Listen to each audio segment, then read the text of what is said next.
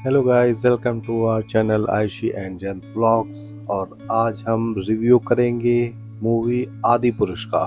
तो क्यों ज़रूरत पड़ी मुझे ये मूवी का रिव्यू करने की, तो ये जानने के लिए पहले देखिए ज़रा इस मूवी का ये वाला सीन।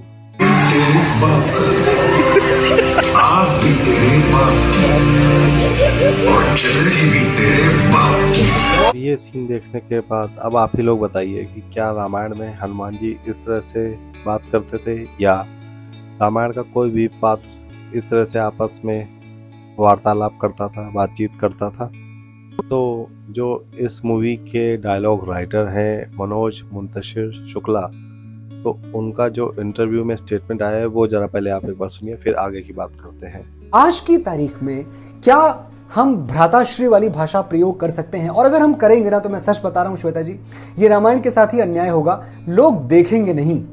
जो हमारा टिकट लेके जनता देखने जाती है, जो हमारे बच्चे हैं, जो हमारा यूथ है, वो यूथ जिस भाषा से कनेक्ट नहीं करता उस भाषा का सम्मान कर सकता है, लेकिन उस भाषा से जुड़ता नहीं है। तो मनोज मुंतशिर का कहना है कि जो रामायण लिखी गई थी वो वाल्मीकि जी ने लिखी थी संस्कृत में, और तुलसीदास जी ने अवधी में लिखी, संस्कृत में क्यों नहीं लिखी। तो इसलिए उन्होंने बेटर ऑडियंस रीच के लिए उसके जो डायलॉग्स हैं आज के टाइम के हिसाब से लिखे हैं। तो यहाँ पर पॉइंट ये है कि जो कन्वर्जेशन मूवी में उन्होंने दिखाया है, जो बातचीत करने का जो तरीका दिखाया है, तो वो तो बहुत ही अभद्र और बदतमीजी वाला लग रहा है। तो क्या वो ये कहना चाहते हैं कि आजकल का जो यूथ है, जो युवा पीढ़ी है, वो बदतमीजी से ही बात करती है? क्या उन्होंने घर घर जाके जितने भी युवा हैं सभी युवा के घर जाके उनकी बातचीत सुनी है कि वो कैसे बात करते हैं? क्या कोई इस तरह से बोलता है, बाप बाप करके बात करता है क्या?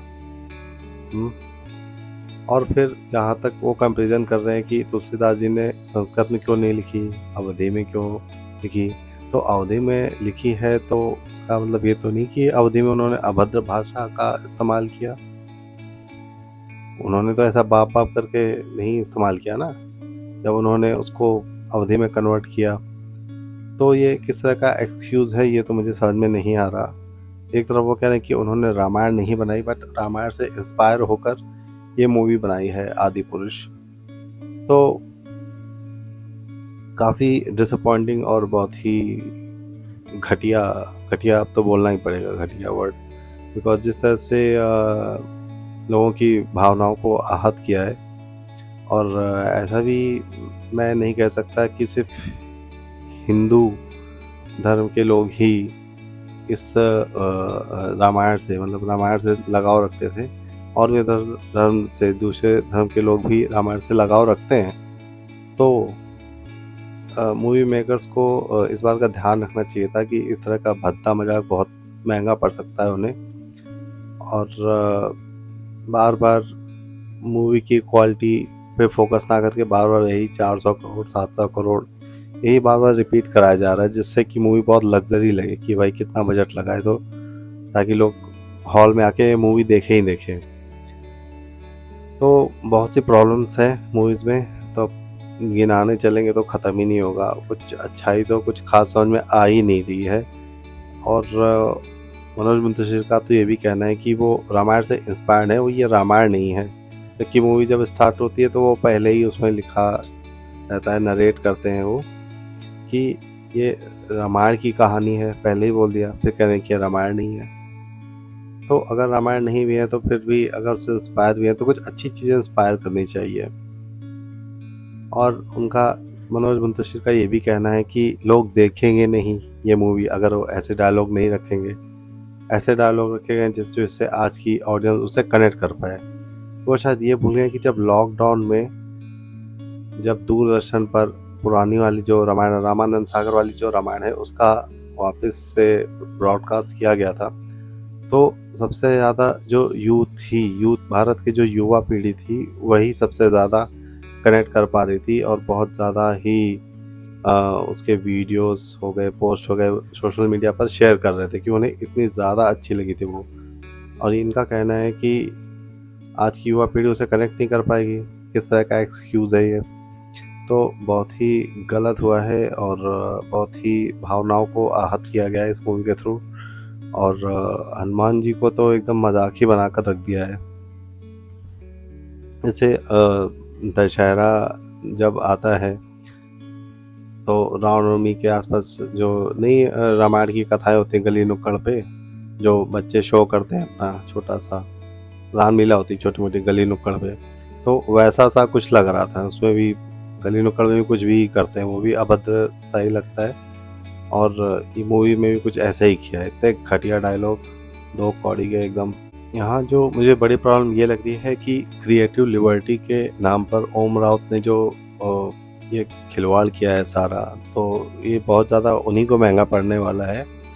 और ज़्यादा बेस्ट तो यही रहेगा कि लोग ये मूवी हॉल में जाकर ना ही देखें, बिकॉज अगर ये मूवी ने बहुत अच्छा बिजनेस कर लिया तो वो लोग ये नहीं देखेंगे कि सोशल मीडिया पर लोग क्या रिव्यू दे रहे हैं, क्या फीडबैक दे रहे हैं। वो लोग तो बस नंबर ऑफ रेवेन्यू देखेंगे कि अगर 700 करोड़ वाकई में लगा भी है तो और उनके पास 800 करोड़ का बिजनेस हो गया है, तो उनको ये लगेगा कि अब भारत की जो युवा पीढ़ी है, भारत की जो ऑडियंस है, वो इसी तरह का ही कंटेंट पसंद कर रही है। तो हो सकता है जैसे इन्होंने रामायण का रेफरेंस लेके आदि पुरुष बना दी, तो वैसे ही महाभारत की स्टोरी से इंस्पायर होकर पता नहीं क्या बना दें, तो उसका भी नाश कर सकते हैं ये लोग। तो मैं तो यही चाहूँगा कि ये मूवी ज़्यादा बिजनेस ना करे, बिकॉज अगर इसने ज़्यादा बिजनेस कर लिया तो ऐसे बहुत से ही भारत के प्राचीन शास्त्र हैं, तो उस पे ये लोग ऐसे इसी तरह से मूवी बनाकर उसे ख़राब कर देंगे और वो क्रिएटिव लिबर्टी के नाम पे उसका पता नहीं क्या ही बना देंगे। कुछ नया क्रिएटिव बनाने में कोई बुराई नहीं है, अच्छी बात है अगर आप कुछ नया दिखाना चाह रहे हो।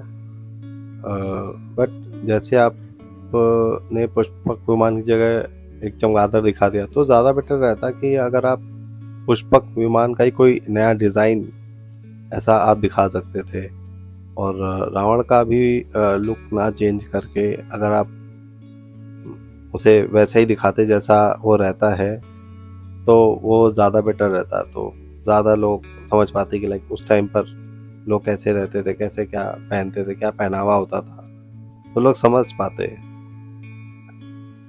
बट अब जो मुझे लग रहा है कि अगर ये लोग ये मेंशन ना करते कि ये मूवी की स्टोरी हमने रामायण से इंस्पायर हुए हैं, हम रामायण से इंस्पायर होकर मूवी बना रहे हैं, तो अगर कुछ नया रखते, जैसे मूवी का नाम होता एडवेंचर ऑफ वीरा या समथिंग लाइक दैट, एकदम मतलब टोटली डिफरेंट होता रामायण से, कुछ नया होता, तो मेरे हिसाब से तब ये मूवी इतनी लोगों की भावना को आहत नहीं करती, क्योंकि इसमें राम लक्ष्मण और हनुमान इनका कोई ऐसा रोल ही नहीं होता, एकदम कम्प्लीटली न्यू कॉन्सेप्ट होता, तो मेरे हिसाब से तब ये मूवी चल सकती थी। बट अभी तो बहुत गड़बड़ हो गया, क्योंकि उन्होंने ऑलरेडी बोल रखा है कि रामायण से इंस्पायर होकर ही बनाया है, तो ये एक तरह से रामायण है भी और नहीं भी, ऐसा मनोज मुंतशिर का कहना है। तो अब इसमें प्रॉब्लम ये हो गई है कि लोग टारगेट कर रहे हैं कि वीएफएक्स नहीं सही है और बहुत प्रॉब्लम है, सही नहीं लग रहा है। तो अब डायरेक्शन अगर सही नहीं रहता है तो उसका गलत इम्पैक्ट पड़ता है कि उस मूवी उस प्रोजेक्ट पर काम करने वाली टीम पर।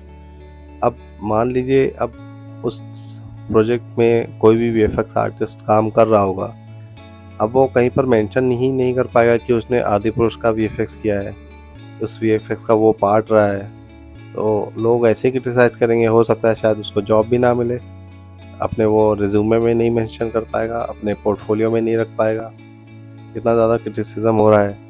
तो जब कोई मूवी स्टार्ट होती है उसका डायरेक्शन बेस्ट होना बहुत ज़रूरी होता है, उसका इम्पैक्ट सब पे पड़ता है, एक्टर से लेके एडिटर तक, वीएफएक्स टीम तक, सब पे पड़ता है।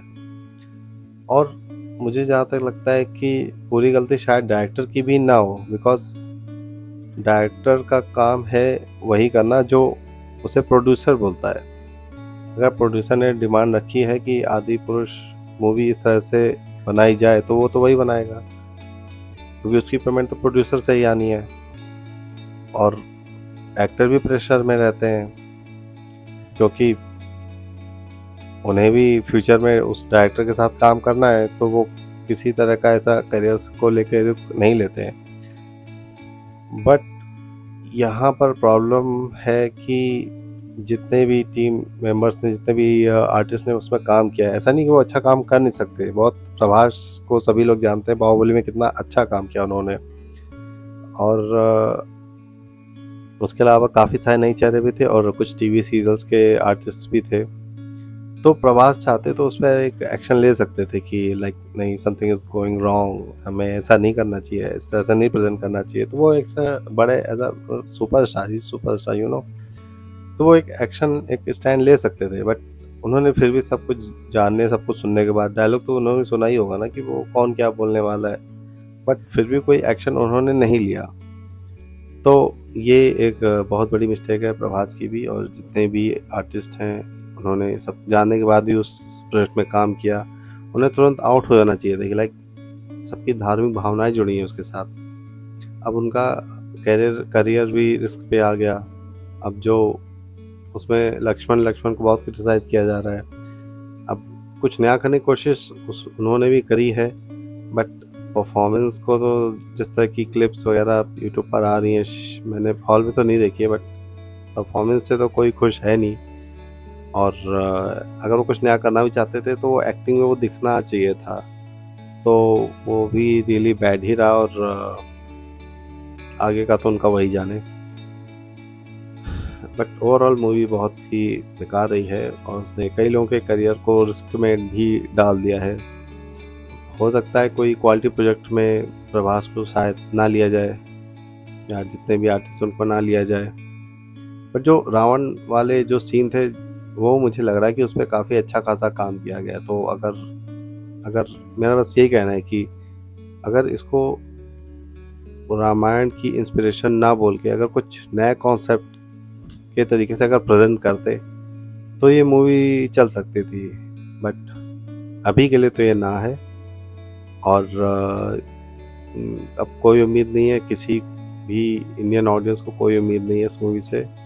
बहुत ही बेकार, जितना बेकार टीज़र था मूवी का 8 महीने पहले, और जो 8 महीने बाद मूवी रिलीज़ हो रही है, तो उसका तो और भी बहुत ही